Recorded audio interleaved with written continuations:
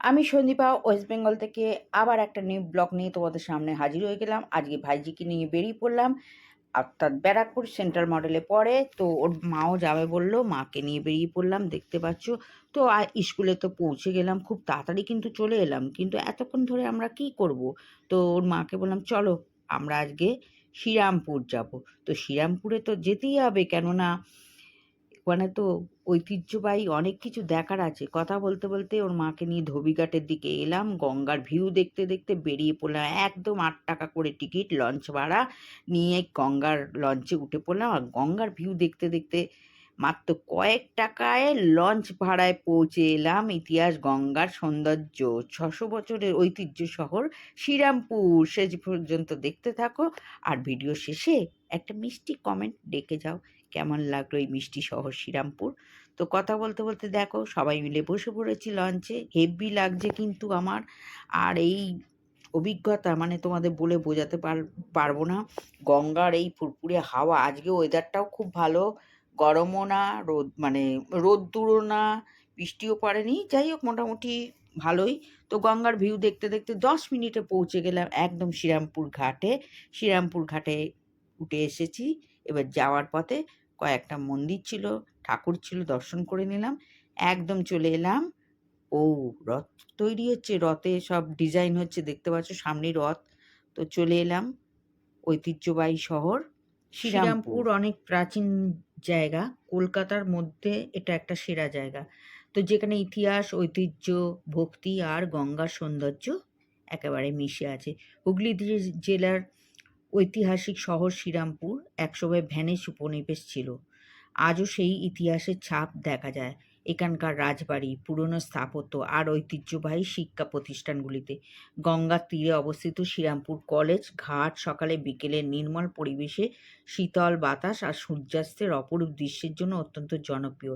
এখানেই বসেই গঙ্গার সৌন্দর্য উপভোগ করলে মন ভরে যায়। ঘাট থেকে অল্প হাঁটলেই দেখা মিলবে শ্রীরামপুর রাজবাড়ি। তো আজকে আমরা রাজবাড়িতে চলে এসেছি, দেখতেই পাচ্ছ, যা বাংলার ঐতিহ্য ইতিহাসের এক গুরুত্বপূর্ণ নিদর্শন। এরপর মাত্র কয়েক মিনিটে অটো বা টোটো যাত্রায় পৌঁছে যাওয়া যায় মহেশের জগন্নাথ মন্দিরে, সেখানেও আমরা যাব। কিন্তু তার আগে এই বিখ্যাত রাজবাড়িটা তোমাদের সঙ্গে শেয়ার করলাম। হেরিটেজ প্রপার্টি যাকে বলে, ভেতরে স্কুল আছে, বাচ্চাদের পড়ায়। আর এত সুন্দর রাজবাড়ি, তোমরা তো জানো আমায় রাজবাড়ি খুব টানে। তো দেখো এখানে দুর্গা দালান, মনে হয় দুর্গা পুজো হয়। তো পরিষ্কার করছে, ঝাঁটা দিয়ে পরিষ্কার করছে। আর ওই যে পায়রাগুলো বসে বকম বকম করছে, মানে একটা জমিদারি নস্টালজিক ফিল অনুভব করছি। আর ভাইয়ের বউকে নিয়ে আমি ঘুরে বেড়াচ্ছি, ভাই না, ভাইয়ের বউকে নিয়ে ঘুরে বেড়াচ্ছি।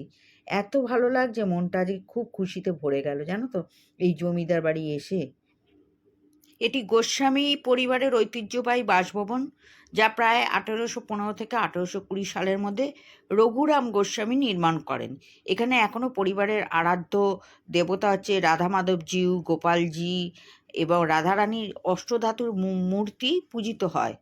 একসময় নাকি এই রাজবাড়ির বিশাল চত্বরে দুর্গাপুজো, দোলযাত্রা, নাট্যমঞ্চ এবং বড় বড় সামাজিক অনুষ্ঠানের আয়োজন হতো। রাজবাড়িতে রয়েছে উঁচু স্তম্ভ, প্রশস্ত উঠোন, দীর্ঘ বারান্দা এবং পুরনো বাংলার রাজকীয় নির্মাণ শৈলীর নিদর্শন। যদিও সময়ের সঙ্গে সঙ্গে ভবনের কিছু অংশ জীর্ণ হয়ে গেছে। তো যাই হোক, কথা বলতে বলতে টোটো ধরে বেরিয়ে এলাম। টোটো পিছু নিল ৩০ টাকা করে, ১৫ টাকা করে, ঠিক আছে। তো যাই হোক, রিজার্ভ করেই বলতে পারো এসে গেছি একদম মাহেশের রথ জগন্নাথ মন্দির। মাহেশের রথ তোমরা তো জানো খুবই বিখ্যাত, কিন্তু এই জগন্নাথ মন্দিরে জগন্নাথ দর্শন পেলাম না।